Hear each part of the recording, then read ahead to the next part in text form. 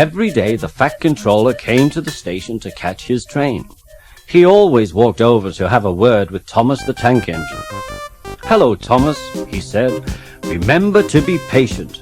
You can never be as strong and fast as Gordon the Big Blue Engine, but you can be a really useful engine.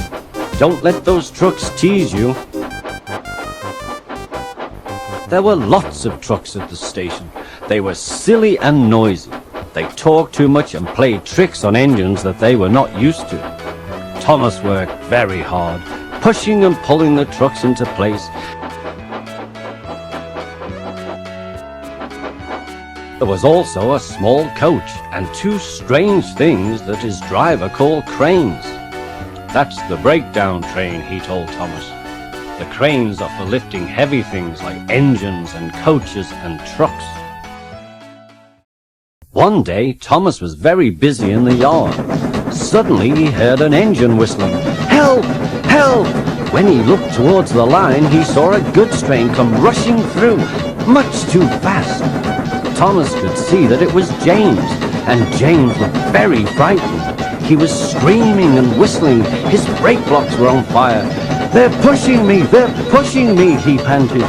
Poor James went faster and faster. He was still whistling and calling for help as he disappeared down the line. "I'd like to teach those trucks a lesson," said Thomas. Then came the alarm. "James is off the line! Fetch the breakdown train! Quickly!" shouted one of the men. Thomas was coupled onto the breakdown train, and off they went. Thomas worked his hardest. "Hurry, hurry, hurry," he puffed. "Bother those trucks and their tricks. I hope poor James isn't hurt." They found James at a bend in the line. James's driver and the fireman were feeling him all over to see if he was hurt. "Never mind, James," they said. "It wasn't your fault. It was those wooden brakes they gave you. We always said they were no good."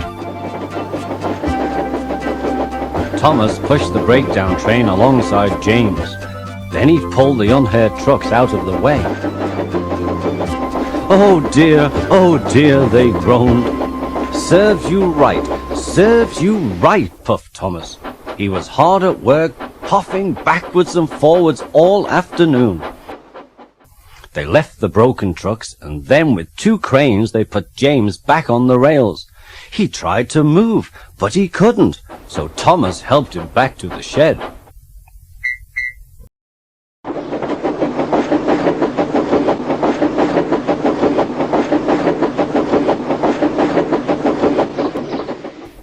The Fat Controller was waiting anxiously for them. He smiled when he saw Thomas. "Well, Thomas," he said, "I've heard all about it, and I'm very pleased with you. You are a really useful engine." "Oh, thank you, sir," said Thomas, feeling very proud.